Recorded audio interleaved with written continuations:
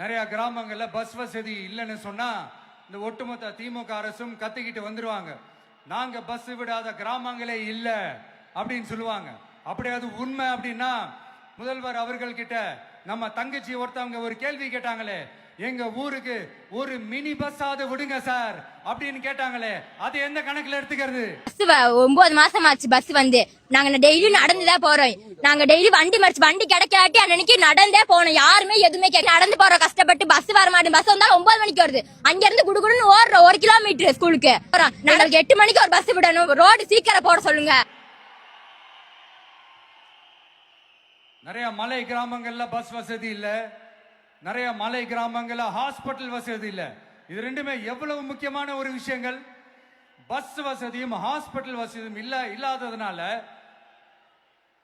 வீட்லயே பிரசவம் பார்க்கிற அந்த ஆபத்து இருக்குதுன்னு எவ்வளவு நியூஸ் பார்க்கிறோம். இதெல்லாம் எந்த கணக்குல சேர்த்துக்கிறது?